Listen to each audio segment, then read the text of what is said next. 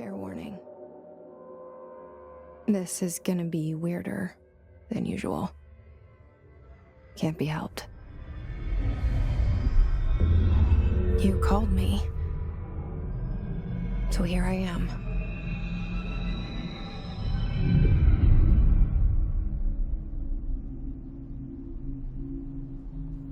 I know I shut you out sometimes.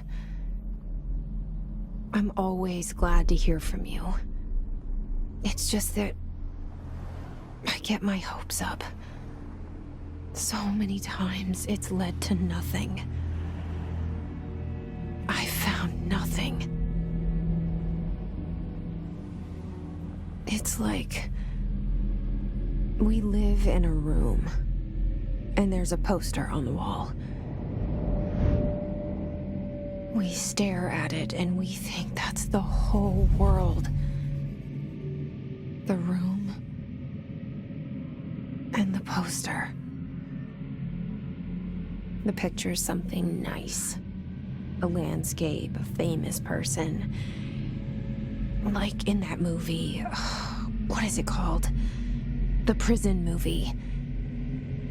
The room's a cell, and the picture, it's different for each of us. It can be beautiful or terrible, but we're all transfixed. But it's all a lie. Something to distract us from the truth. They're lying to us. We're lying to ourselves. The room's not the world. The world is much bigger and much stranger. There's a hole hidden behind that poster that leads to the real world. We all feel safe in that room. But sometimes something crawls out from behind the poster. And the ones that see it happen freak out and try to forget what they saw. I'm here. Why did you bring me here?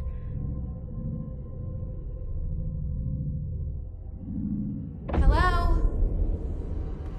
Anyone here?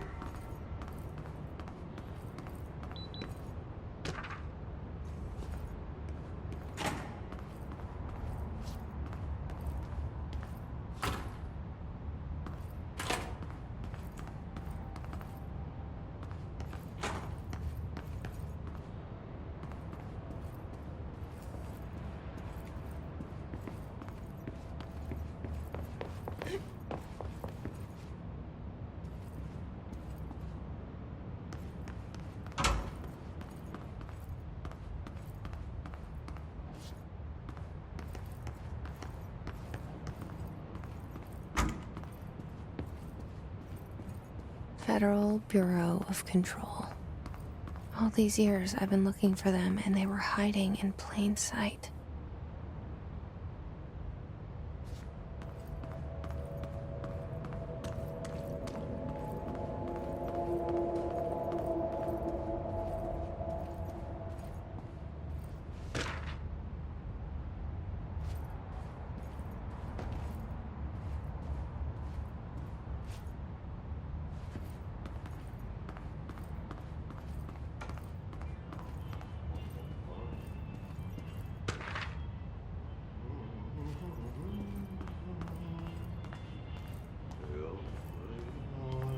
Hello?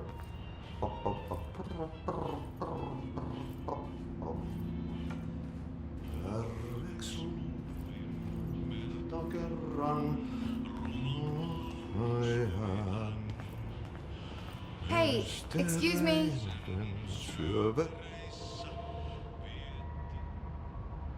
There you are. You are here about the job. Janitor's assistant. You need to go to the interview. Go that way to the elevator. Thanks. Elevator that way. Got it. Very good. I'm Ahti, the janitor, by the way. You'll work for me. You can say I sent you. If they don't hire you, Helvet. There be work for the axe. Take them behind the sauna, jumalauta. I've done enough night shift loner jobs to know it makes us come off weird. Ahti the janitor is a friendly face in my book. Better than somebody with no face at all. Think about it. No face. But that said, I know what you're thinking.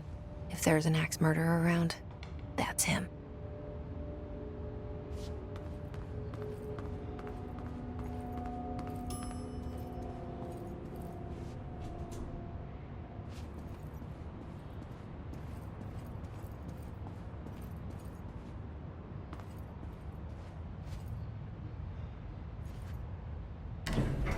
The cell and the poster.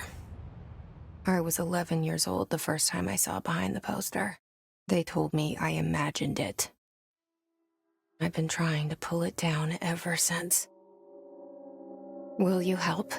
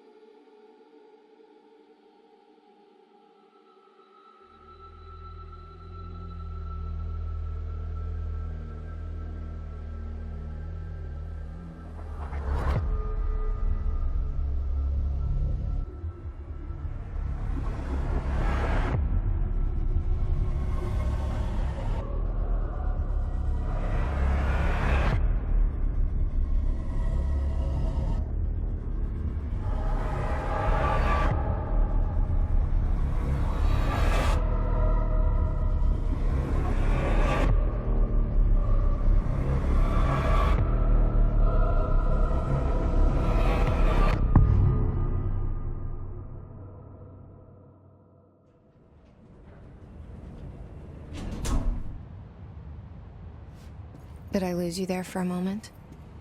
You know what's on my mind. My baby brother, Dylan. 17 years since the men of this bureau took him.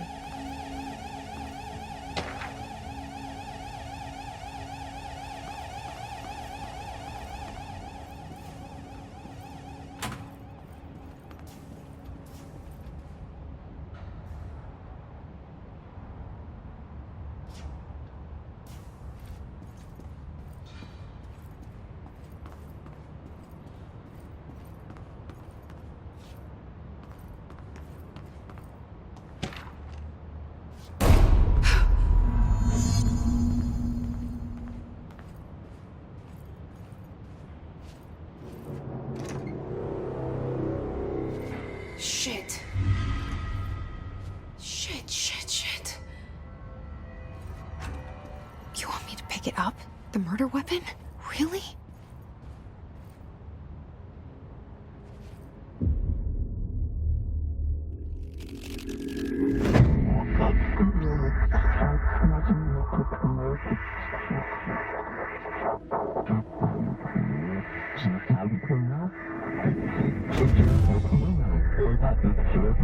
And there goes the poster.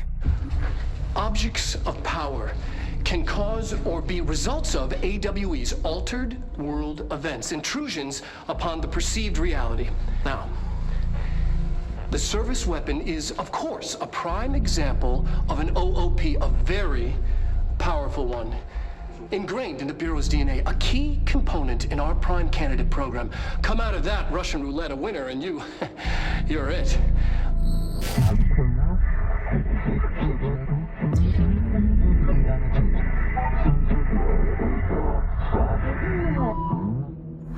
Look at this place. Where am I?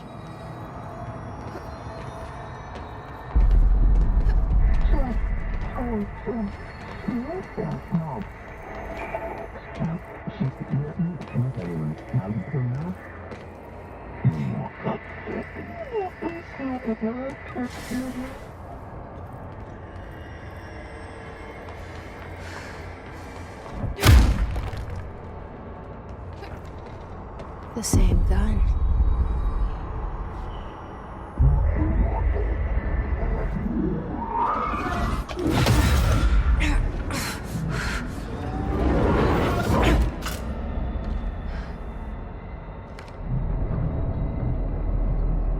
Okay.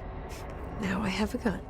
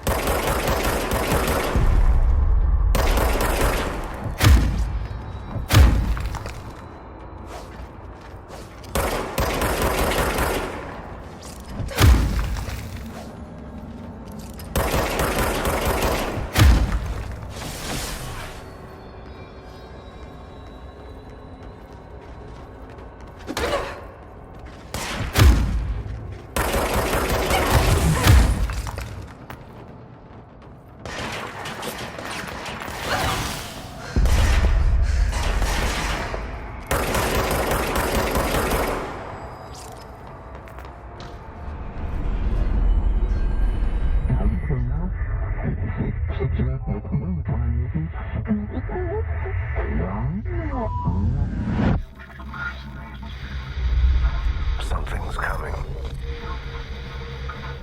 This threat. An attack. Duty as director. Keep the Bureau safe. Did you hear that? It's the dead man. Right after the pyramid spoke to me, and it was just noise, and I understood every word. And this gun's alive. You know what? I'm happy. Happy to be here. Things have quieted down outside. Is it safe to go?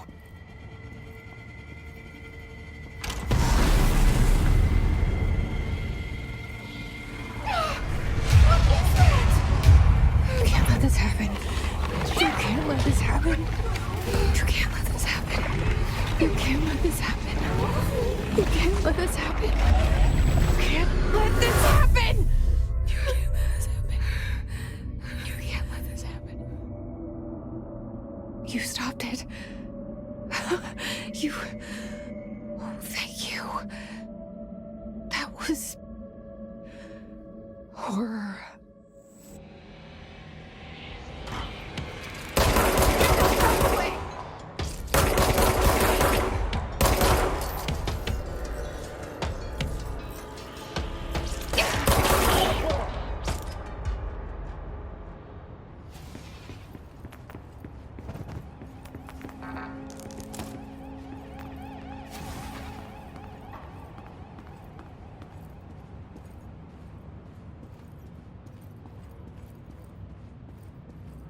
Hotline. Secure line of communication. Guide us. Reach the hotline. The hotline, says the dead man. Okay.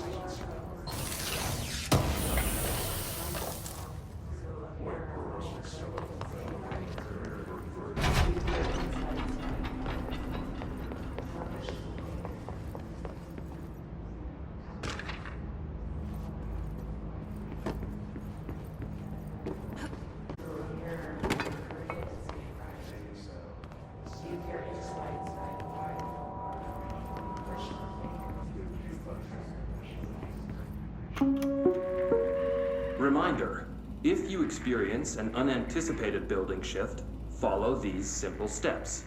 1. Search the room for any altered items or objects of power. 2. Carry the altered item or object of power to the nearest safe room. 3. Wait for Bureau staff to find you and the object.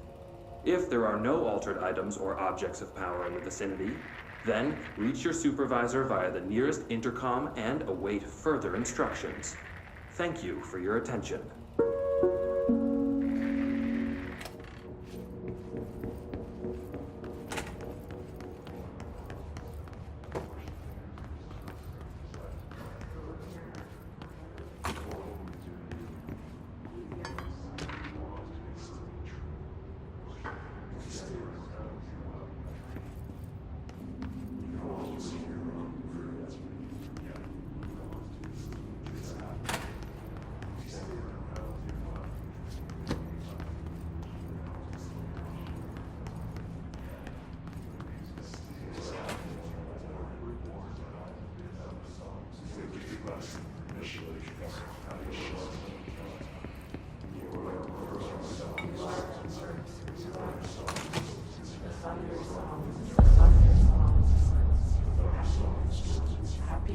Hissing sound that tried to invade me earlier. The hiss. Burrowing into everything in this place. Is the hiss your enemy? Alright, it's our enemy.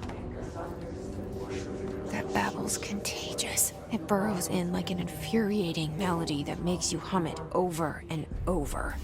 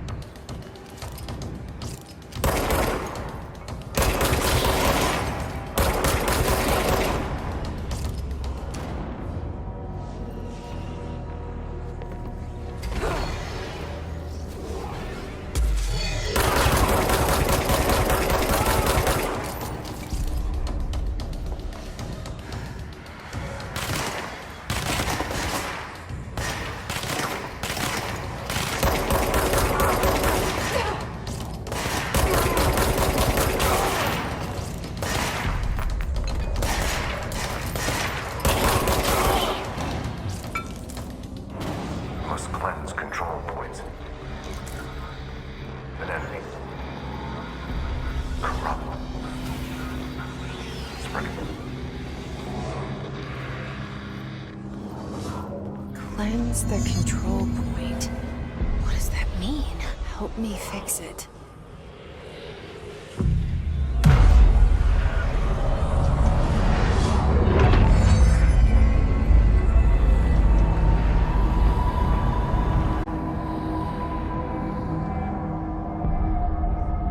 Holy shit! You did it! We did it! Hello? Can you hear me? Are you with us?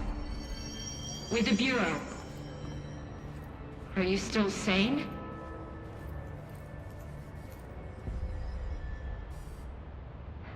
I can't tell you how happy I am to talk to somebody sane. The feeling's mutual. Yeah, I'm Pope, Emily Pope, Dr. Darling's assistant. My turn. Should I lie? Jesse Faden. I'm just visiting. I should have lied. Oh, shit. You're the new director. Hold on. We're coming out.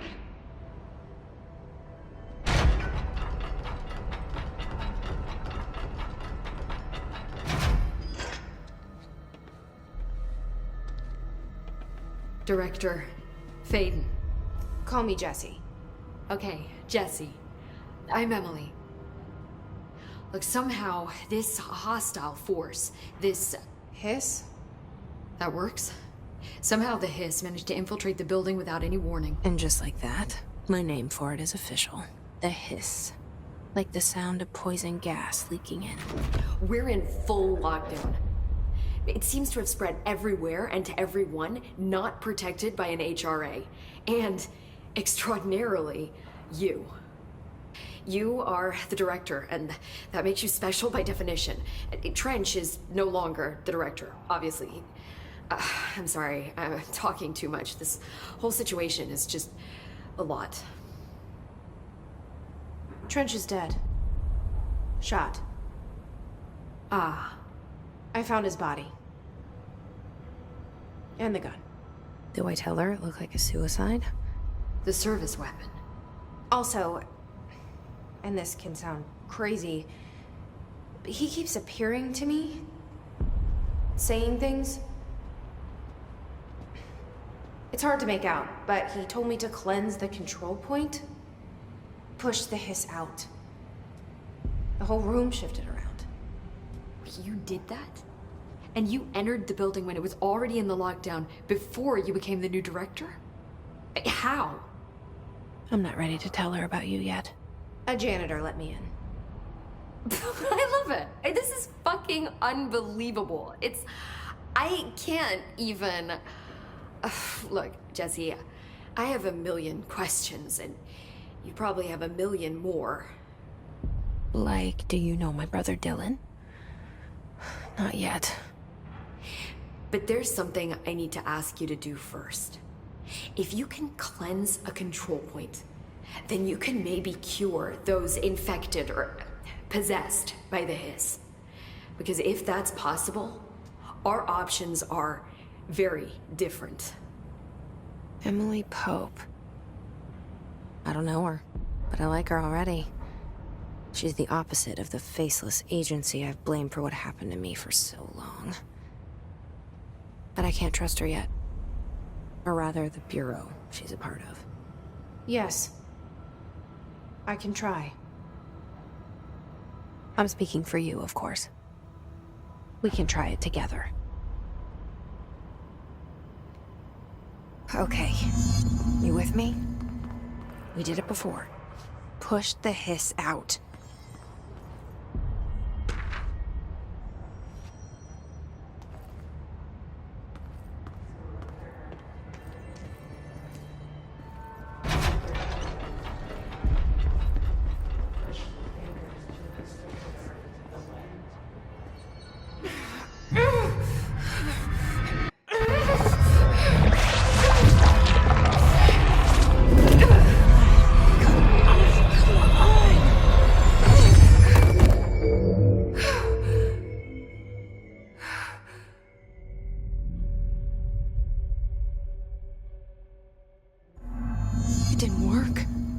Has burrowed too deep.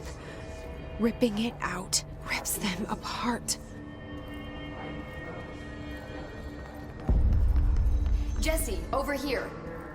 We need to make a plan, Jesse. I can't cleanse them. It was worth a shot. Thank you, Director. Jesse.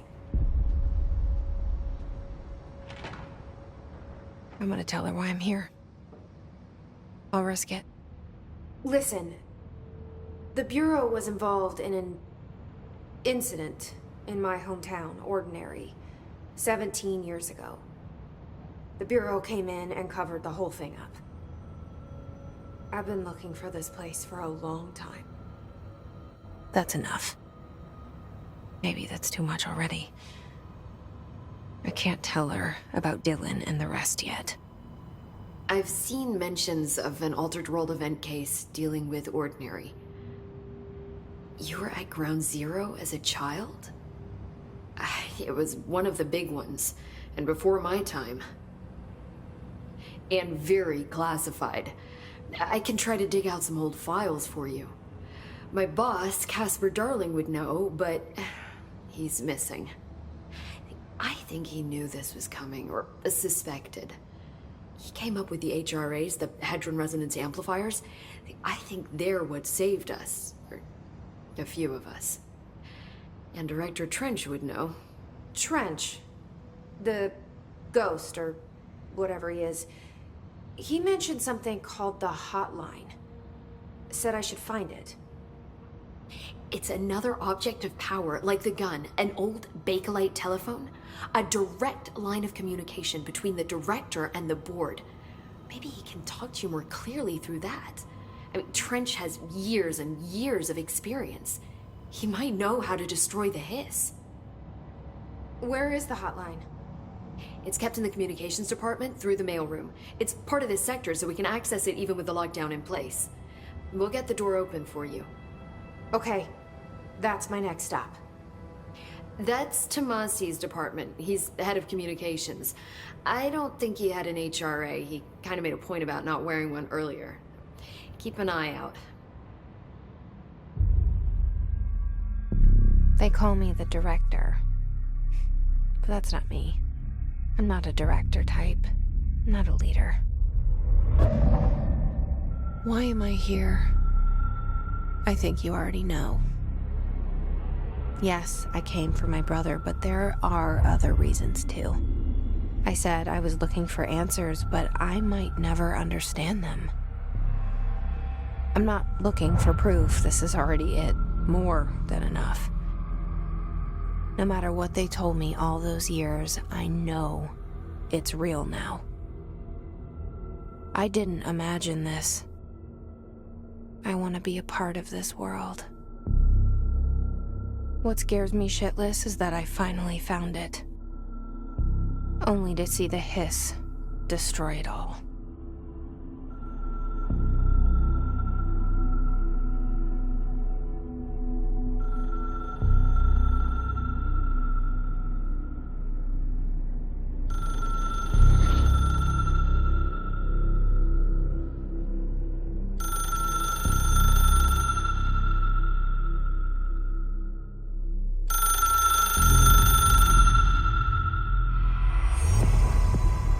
I know this is all new to you, so don't hesitate to ask me anything you want to know. There are no stupid questions. The door to the comms department is just outside the boardroom back in the lobby. They should have gotten it open by now. Follow the signs to the mailroom. You can get to the hotline containment chamber through there. Good luck, Jesse. See you back here once you have the hotline.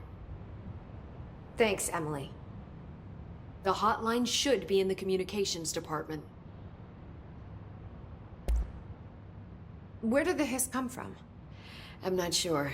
You said the Hiss was here when you entered. Did you see anything like that outside before you came in? No, just inside.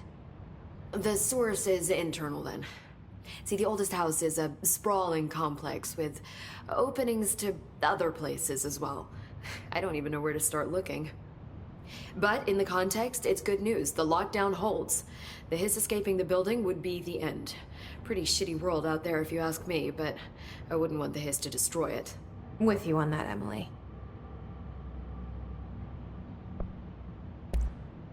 You mentioned the oldest house. What is it? This building, the Bureau headquarters, the oldest house, is a shifting place. You've seen it. It transcends its physical limits. I've been to New York a few times. How didn't I notice this place?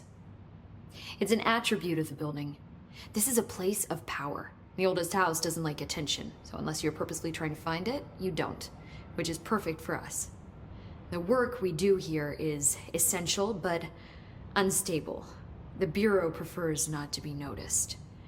And we need strong walls to make sure nothing gets out. So without you, I never would have found the front door. Okay.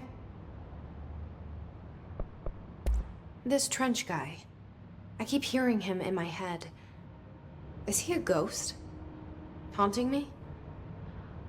I doubt we're talking about a ghost in the traditional sense, but an echo maybe. See, if he was killed by the service weapon, your gun, maybe it's his final thoughts recorded by the bullet in his brain, like a deep space probe sending back data. But that's just a hypothesis on my part. I need the gun to research it. But you better hold on to that given the circumstances. I think I will. Yeah. Can you tell me what an object of power is exactly? This is all, well, new to me. Don't worry, I love going over the basics. So objects of power are mundane objects that house paranatural energies and have developed a link to the astral plane and can thus be controlled, which is what differentiates them from altered items, which are still housings of paranatural forces, but are more volatile and cannot be bound in the peri-utilitarian sense. Got it? Did she memorize this? Got it. Thanks.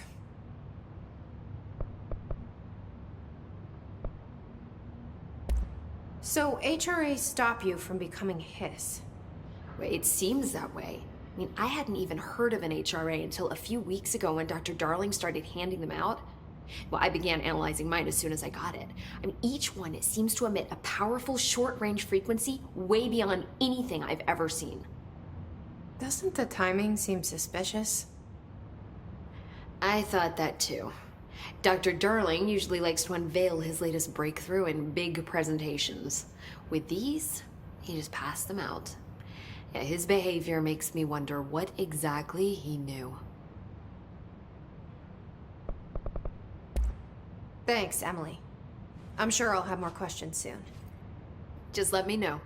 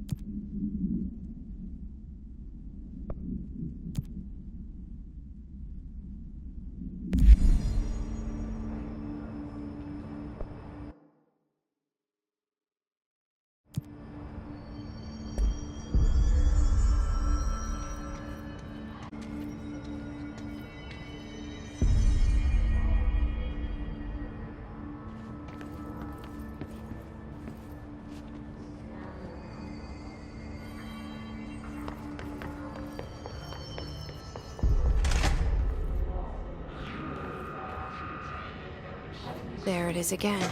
Our welcome message.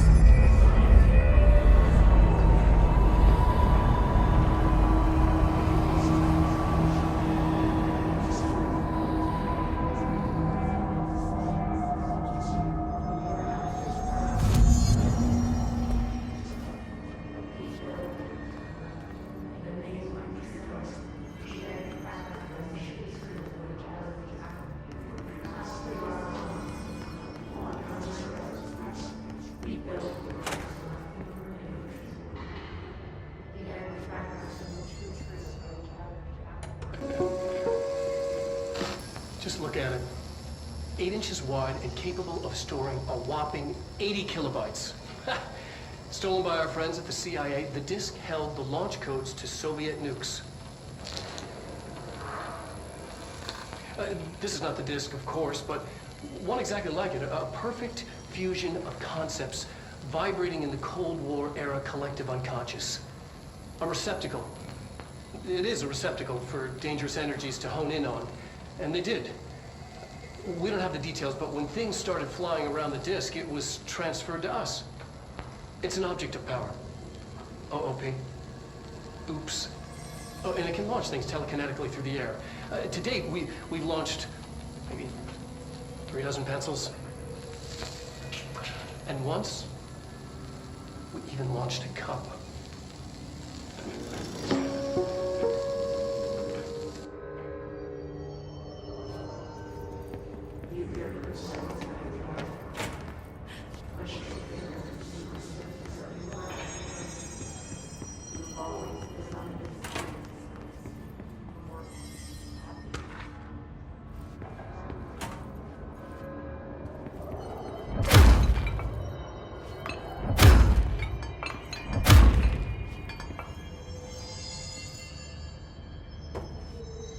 Stepping to the FBC, there's lots to do, there's lots to read, but you don't touch and don't see much. Let's join the Treasure Keys. Let's join the Treasure Keys.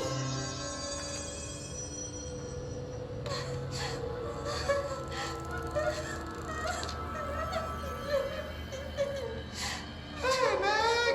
What's wrong? My mom's dead. I'm so sorry, Meg. What happened? I don't know. He blacked it out. It's like the director says, confidential and children don't start with C. The director's a puppet! A dirty, rotten, fat person! Dad says my mama went missing in action. She walked into the city and didn't come back. I don't know what missing in actions is, but I sure wish someone would find her.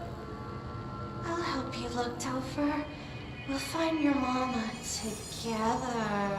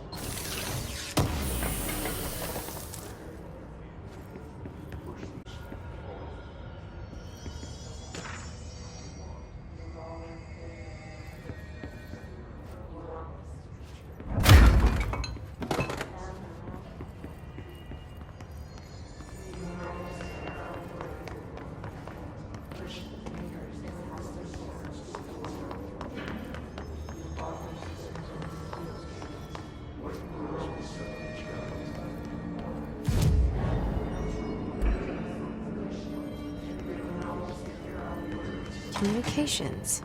We're on the right track.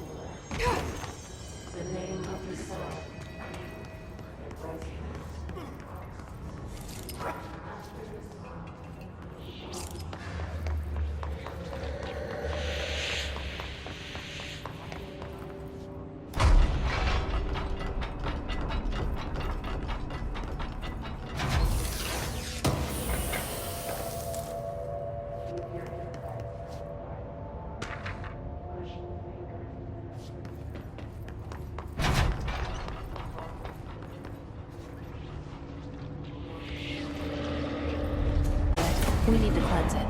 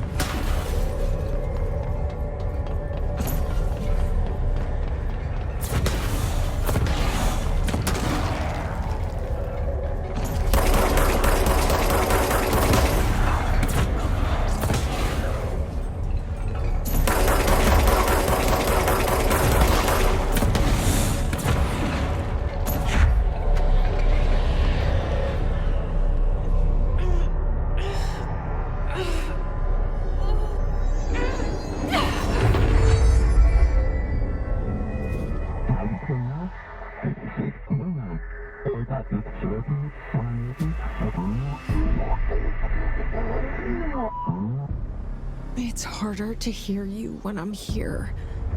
It's like the channel's been changed. Pyramids in Bureau Seal.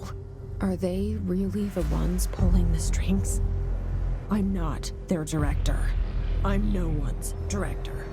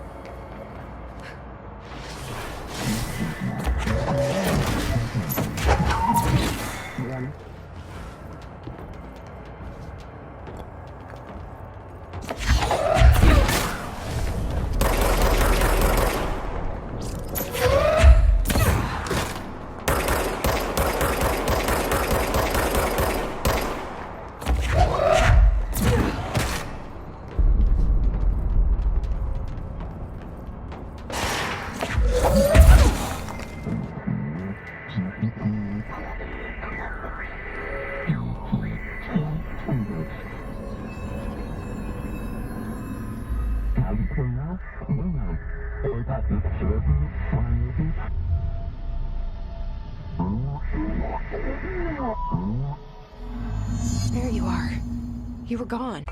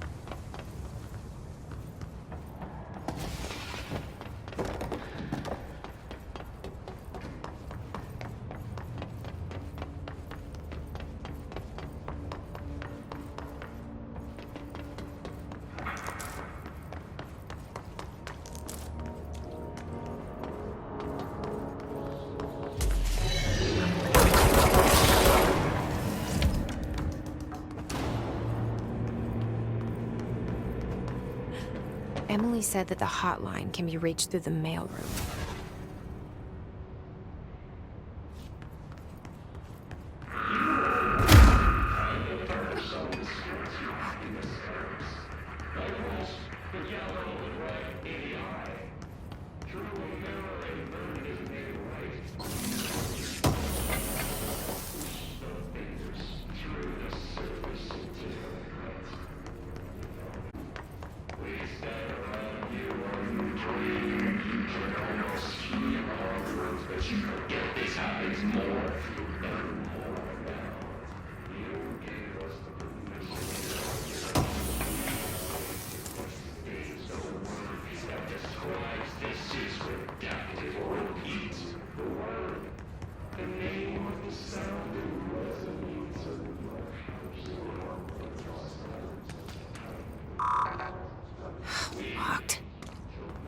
Maybe there's a key nearby.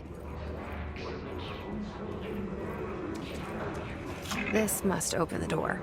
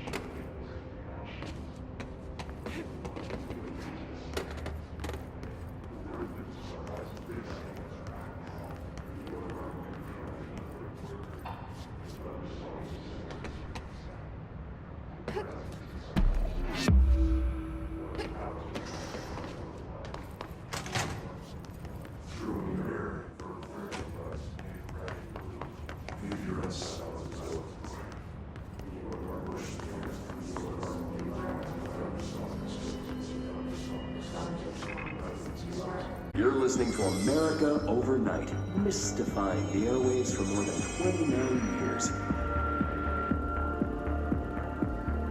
Thank you for staying up with us. Ghosts. We've had many callers over the years tell us of hauntings, voices, and other phantasmagorical phenomena. Today, friend of the show, Dr. Quincy Reagan, tells his story. Quincy. Thanks. This is something I experienced recently while staying at the Chili Pines Motel in Macon for last year's SuspiciaCon. I was in room 47. The night manager, an avid listener of the program, insisted I take this particular room.